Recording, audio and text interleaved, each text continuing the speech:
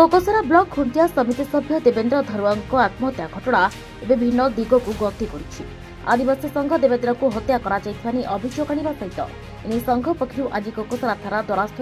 अभियुक्त युवकों को गिरफ्त करने दावी करदि घटन संपृक्त युवकों को 3 दिन भितर गिरफ्त कराना जाए तेज थाना घेराव करने संघ कड़ा चेतावनी दी। मृत देवेंद्र गत 16 तारिख में जीवन प्रति विपद था कोकोसरा थाना युवकों विरोध में अभियोग करते पुलिस कौन पदक्षेप ग्रहण करनथिला। गतकाली से निज बासभवन में बेकरे फांसी लगे आत्महत्या करथिबा बेले परिवार लोक उद्धार कर धबरगढ़ मेडिकल को नहीं देवेंद्र को डाक्तर मृत बोली घोषणा कर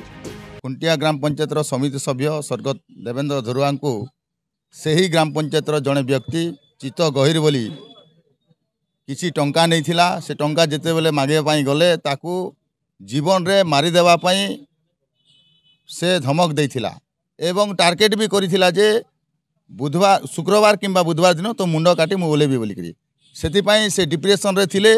एवं गत 16 तारिख दिन कोकसरा थाना को आसी गोटे लिखित अभियोग भी कले। दुर्भाग्यपूर्ण कथा जे कोकसरा थानार आईआईसी मैडम कहते आमर रजिस्ट्रेशन है आम खाता को जिते इंक्वारी कलु देखा पाइनु खाता लिपिबद्ध होता थाना ना जेल खाना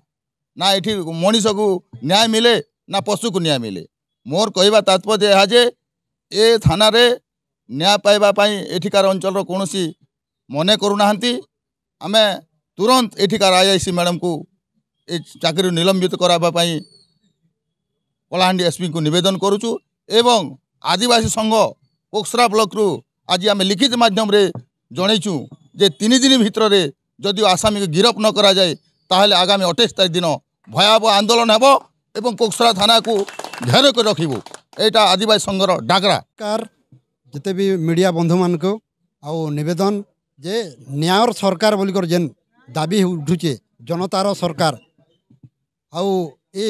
डबल इंजिन सरकार समय रे आम गोटे आशा पोषण रखिथिनु जे आदिवासी जनजाति प्रति आदिवासी मुख्यमंत्री आसिला परे निश्चित भावे गोटे गोटे उज्जवल भविष्य गठन हेबो ओडिशा रे। किंतु दुखर कथा परितापर कथा जे कोकसरा ब्लॉक खुंटिया पंचायत समिति सभ्य देवेंद्र धरुआ को गोटे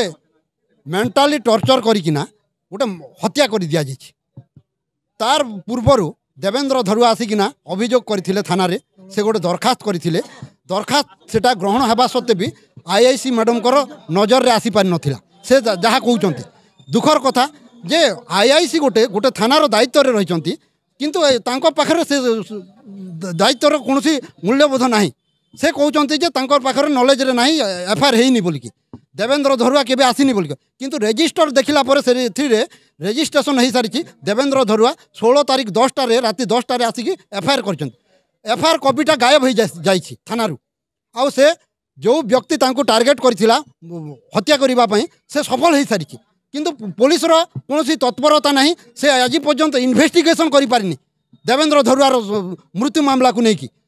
परितापर विषय दुखर विषय आज राजरास्ता को ओह्लाई आदिवासी संघ कोकसरा ब्लॉक कोकोसरा रिपोर्ट विरांचल लाइव। तेरे एभली किसी गुरुत्वपूर्ण खबर देखा चाहती आम चैनल को लाइक सब्सक्राइब और शेयर करो।